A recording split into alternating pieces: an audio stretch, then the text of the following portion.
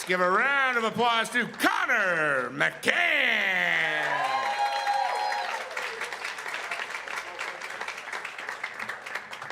No. You notice how much Okay. Sorry. So unfortunately, Connor got first hit. Bucky, you're next, and then Michael. So look. This is when you walk on stage. It's one of the only times you get free applause. So you need to validate the audience applause. You have infinite time to move this mic. You have infinite time to deal with this mic. You only have one first impression. Do not sacrifice the first impression for the mic. McCann.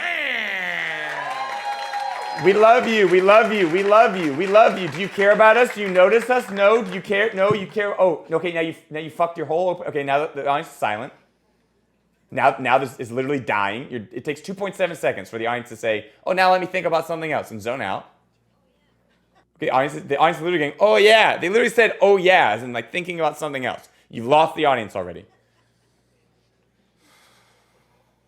Okay, now so we're not saying anything, but we are emoting. We're establishing a character. Which, look, if we're about to be like so this big thing, I don't hate it. But whatever this character is, it doesn't fit how we walked on stage. I saw you transform into walking confidently, preparing, and now all of a sudden the shy guy. So if we're about to do a character, you need to walk in like that. Otherwise, I feel like you're performing. It feels more one-man showy than stand-up. So let's see what you do.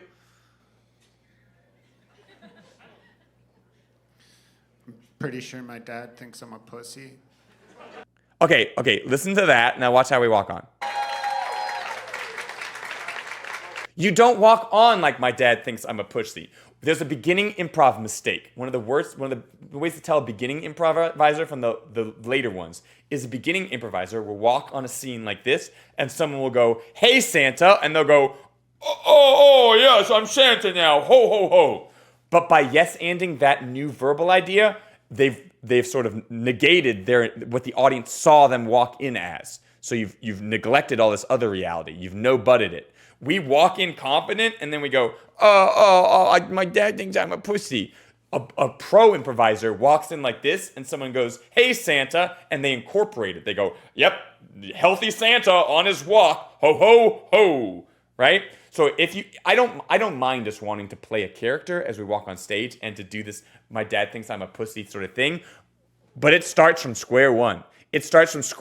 Otherwise the audience knows you're faking with them. And so it's fine. It's a win more. If the audience is in it for you, if they're on your side, they'll let you get away with it. If they're not in it for you, you tank immediately. So and the audience can either be for you, they can be against you, or they're going to be figuring you out. More likely, you will have to win over audiences. It's easy to win in an audience that already wants you to win. There's a million ways to do that. So just watch out. Right? Performance has started now. I would classify this more as a one-man show or character than actual stand-up. And in character, you walk in as that character. You don't walk in and then go. At least most character shows I've seen, you just are presented as that. Welcome to the stage, your crazy uncle. Crazy uncle comes in as crazy uncle. That being said, I do like the. If I just saw you teleport on stage, if I didn't see that opening moment, I do like us slowly breathing into the mic. I like us taking our time as long as it's active and connecting with the audience. I like those moments. You see, and it causes tension and releases Pretty it. sure my dad thinks I'm a pussy. Because he's always saying it. Great. He used to come to my games when I was a... Well, what happened to that patience? You had that patience up top about I'm pretty sure my dad thinks I'm a pussy. Because he's always saying it. Today. Yesterday. Right? We could have vibed more in that joke. And watch out, because my fear is that we're about to be a one-liner comedian that doesn't validate the audience's response, that doesn't vibe with them vibing. We can vibe with them vibing in this sort of like scared, shy, or introverted character, but ideally we acknowledge and we vibe with them liking our jokes. Kid and yell it over and over. Come to my games when I was a kid and yell it over and over whenever I was up at bat. And he'd yell it so many times because it takes forever to strike out in T-ball. They just let you keep fucking swinging. Okay, we're kind of, once again, I don't want us to feel like we have to be big and break this character. The one-liners are clever. I like them. I do like them. But even this could be like you could be using the audience more. Like they don't like it when you strike a T-ball. Like using specific audience members. I can't tell if we're doing that or not. So I want to give you the benefit of the doubt. But it sort of seems like we are internally motivated, not being affected by the audience at all, or not seemingly being affected by the audience, even in subtle ways. I don't know why they let him coach. Yeah, it seems like it's all that I don't know why they didn't let him coach. That could almost seem like it was a response to something the audience made us think about, instead of it all being you lost in your own world, coming up with these thoughts devoid of the audience. But very clever. Once again, very clever one-liners, and I think the character matches perfectly. I like it. Yeah. My friend had an affectionate dad. I used to carpool to school with him, and every time we get dropped off, his dad would kiss him on the lips. And my friend never got embarrassed or cared if other kids saw. Even that, his dad would kiss him on the lips. Like we could respond to the audiences like, ugh, to that, like even in a subtle way of like, like the initial like sort of breath we gave it. We could have given one of those. Which I thought was so brave, because they use so much tongue. It's a great misdirect. Like so much. Even for high school. Great. I like that we have multiple tags on the end when the audience likes it. Okay, right now, because we are not vibing with the audience, even subtly in the after moments, like we don't have to be smiley vibing, but the reason I like comedians to be affected vibey, because right now I can see you prepping for next joke. I can see you internally going, well, I have to wait for this bullshit of the audience to stop laughing so I can activate the next joke, instead of you living in this moment of them vibing with the ramifications of your joke with them. So if you are prepping for next joke moment, the audience likes us. They're going to start code switching and prepping for next joke, and you're going to get less jokes than you earned from the jokes. However they respond, you can say, people in a city know what I'm talking about. Oh yeah, we could also be doing, so they used so much tongue. The double so much tongue did make it seem like you were using the audience and digging in, so I like that. And yeah, we could be using games like that about like, yeah, people in Branson know what I'm talking about, or whatever local town you want to shit on, 100%. Or we could even use like, this guy knows what I'm talking about. You could even individually pick on the audience and make it more in the room. The one thing that's missing is it's all internally motivated right now. So if anything, you could have just filmed yourself and mostly just played a recording of it. We could be using teeny moments like that to reground it in this moment, in this room, like the so much tongue, which I did like, which was doing that, to make sure it makes it more vibrant in this room instead of just clever words that is clearly a performance. Yeah, I 100% agree. And you're gasming. Sigmund Freud thought that every man secretly wanted to have sex with it. Do you see how quickly they quiet down, because they know to code switch. They know the difference between we're in payoff and setup mode. They shouldn't know the difference. Sigmund Freud thought that. One second, I didn't go back far enough. Like so much. Even for high school. And then they quiet down because they know it's about to be time to get an info dump again. It lasted longer. Sigmund Freud thought that every man secretly wanted to have sex with his mom, which I think is pretty weird. I've never met a man who's had sex with his mom, but I bet if I did, he'd be so fuckable. The man would be fuckable? The man would be fuckable? If I met a man who had sex with his mom, he'd be so fuckable? You have a dangling he, because we're talking about Sigmund Freud. I assume you're talking about the man, but it is a little vague.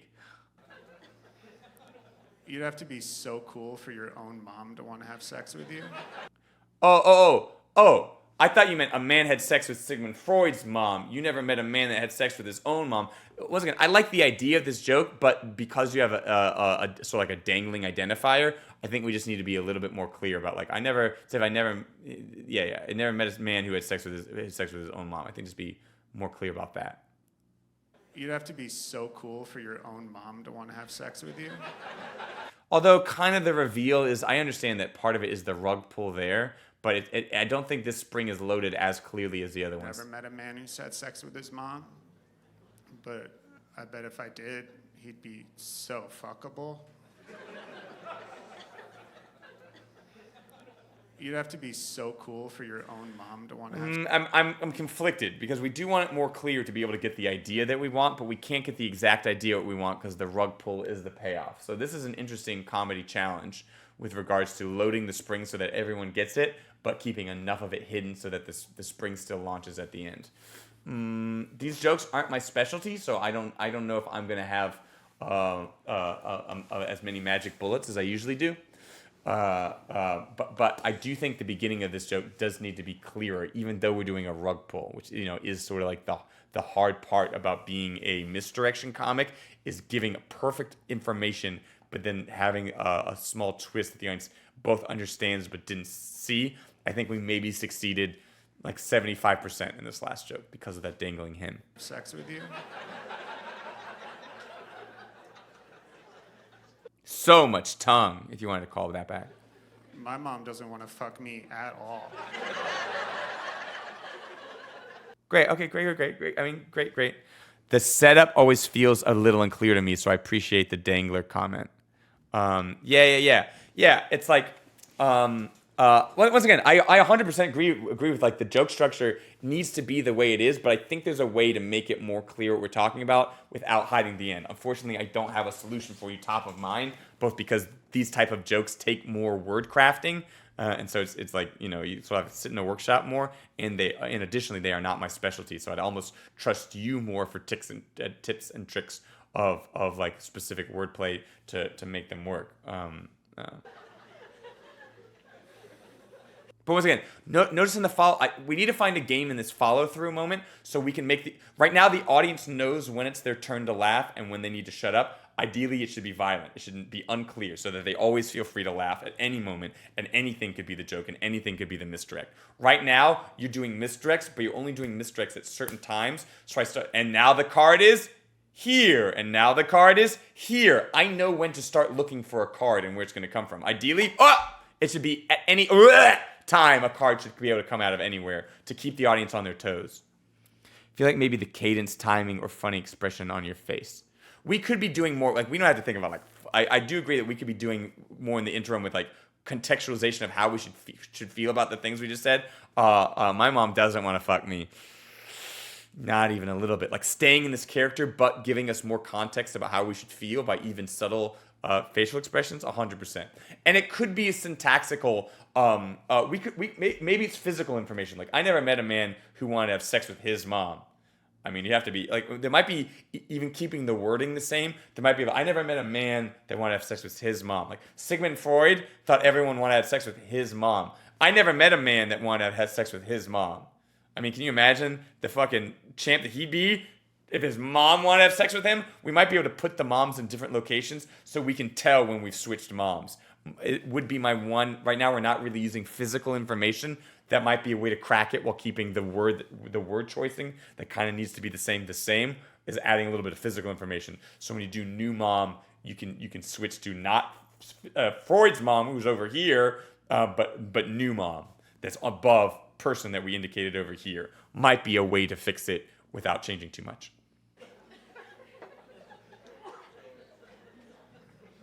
I think I'm into depressed women. I heard that Sylvia Plath stuck her head in an oven. That must have been so hot. Great joke. I bet she looked like such a snack. Great. Yeah, we can be doing more in these interim moments. Oh, I bet it was so hot. She was such a snack. We could be filling these interim moments with emotion. I think just subtly. Once again, I don't want. The last thing I would want is for. I like the character that we're portraying. I like it. I do. But we can stay in this character. Even subtle characters do things, and it's fun when they do. Hey, I'm just a little subtle boy. Me and my little subtle. It's just subtle, but it's still funny, and it shows that I'm being affected by the moment, right? So you can still be subtle boy, and I think we need those interim emotions instead of like more like comic turns off, comic turns on to the joke for the joke, comic turns off, the quiver and the bounce. What? My girlfriend wants me to take role playing more seriously, but I feel like Abraham Lincoln was a pretty serious choice.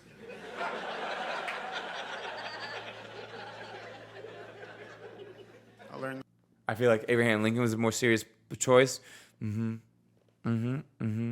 Next line instead of wait. Subtle things. I think subtle things will help you and let you stay in the pocket.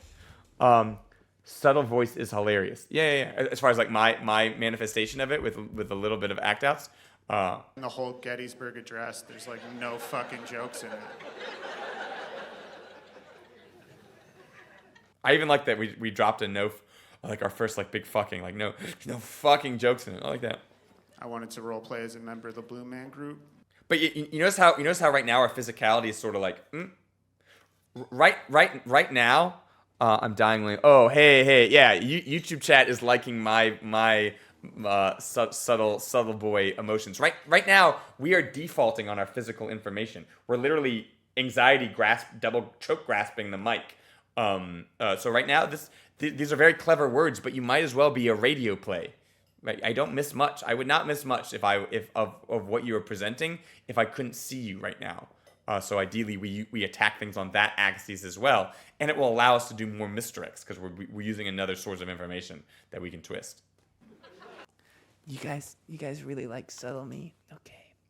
I'm gonna give all of the rest of my notes as subtle me. See that little subtle laugh? Showing that inner joy, but it's fun because you see more about me. Oh, I did not like that. And I can suddenly get staccato I can stay subtle boy, but subtle boy can change in many ways. You gotta tax how you play with the things. Yes, you do. That was me being more just me, but quiet. Okay. Painted myself. You could even give at some point you could even give like a thank you for one of these big laughs to actually fully explicitly validate the audience for laughing. I think at some point just being like thank you, even if they aren't laughing, I think could be a fun moment that we could add. And everything. One second. I learned the whole Gettysburg Address. There's like no fucking jokes in it.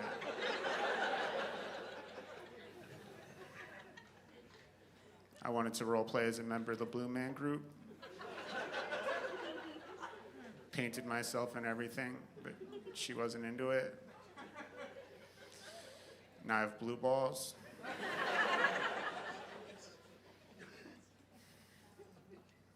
We could even, we're breathing into the mic, but the audience can hear that. We could even be doing more with that. Now I have blue balls.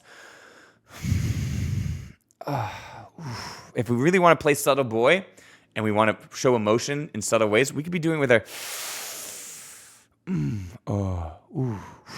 don't even need to say things. We can do it with our breath. And I promise you, it'll add layers. The first time we role played, she really freaked me out.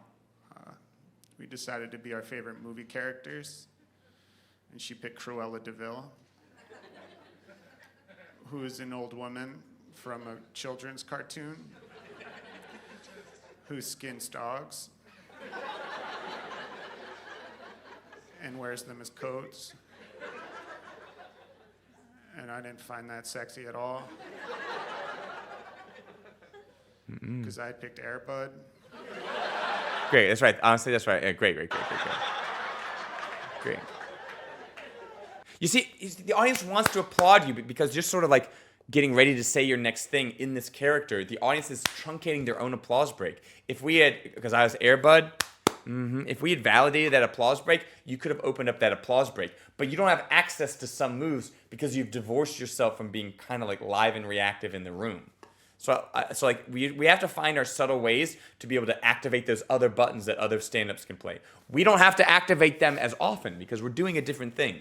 We are. But right now, you don't have those buttons on your control panel. So if you go into a tailspin, there's not as many ways as you can navigate out of it because you've divorced yourself from those buttons. And to suddenly grab those buttons, you'd have to really break through the fourth wall of this character and suddenly become real you.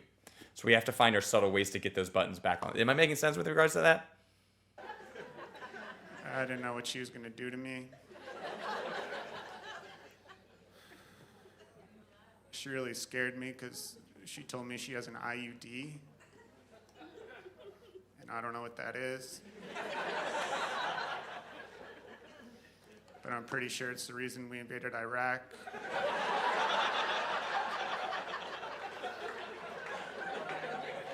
You see how the audience's bids for applause are small? They don't think you want it. So they're like, am I allowed to do? No, I'm not allowed to do this. I heard the other person start an applause break, but I'm not allowed to do this. If you had activated one of these applause breaks, the rest of them would have probably followed naturally, and you would only really have to activate one to teach the audience that it is okay. But right now, they don't know it's okay, and because we keep prepping for next joke, the audience is prepping for. Is this the same? Once again, I like the commitment to the character. I like the crafting of the character. I like the one-liners. I like that. I just wish we can unlock our physical information of like, she played Cruella. Ooh, even subtle boy ways we can do things with her.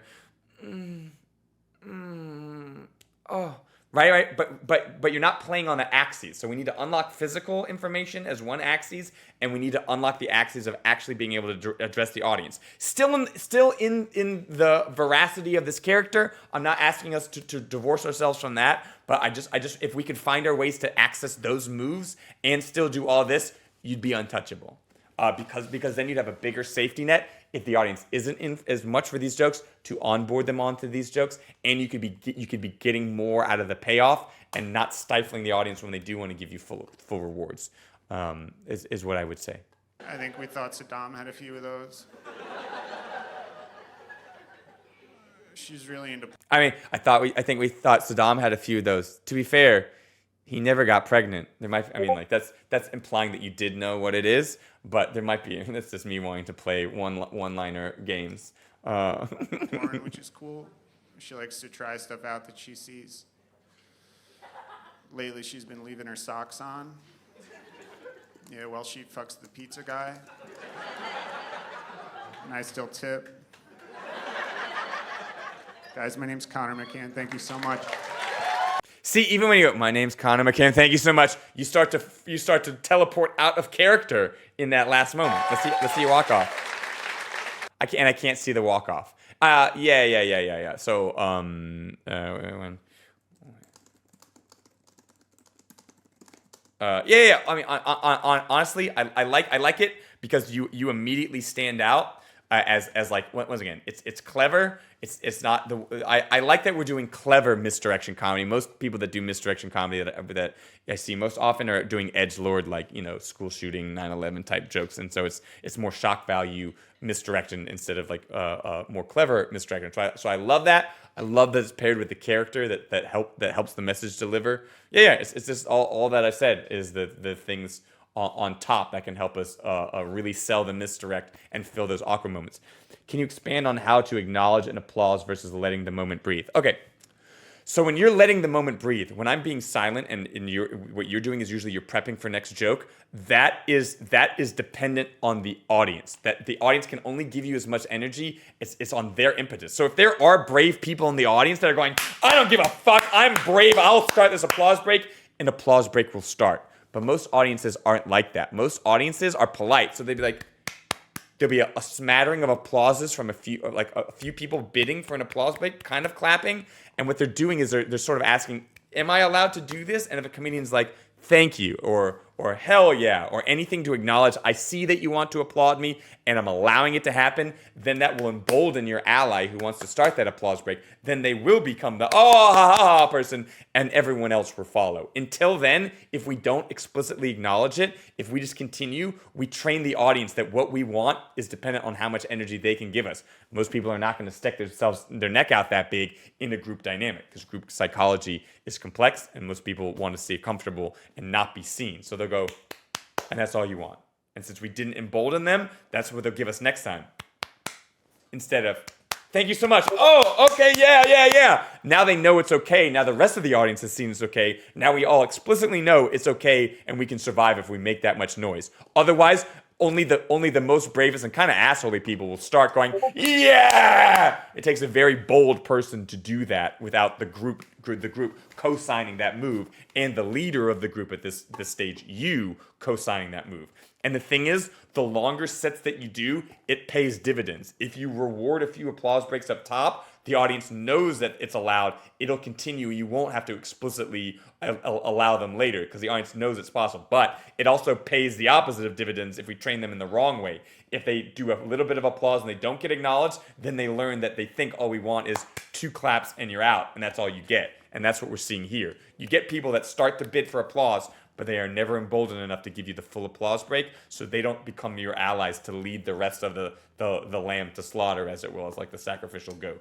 So does that make sense? You are dependent on their energy when you wait for them and let them just let the laugh happen. You are fueling them and allowing them to do what they want to do for you, and you're taking the reins when you acknowledge the applause break. And there's a million ways to do it, and stay in the personality. The only things that need to happen is that you need to explicitly see that they want to give you the applause break, and you need to acknowledge it. It could be subtle. It could be like it could be subtle. You don't have to be like, hell yeah, thank you, you like it. Doesn't have to be a big old cartoony William, but you have to acknowledge that this is wanted in the room and that I'm giving my permission for it, are the objectives that need to be achieved for an applause break to happen on whatever axes, whatever big, small way you want to do that.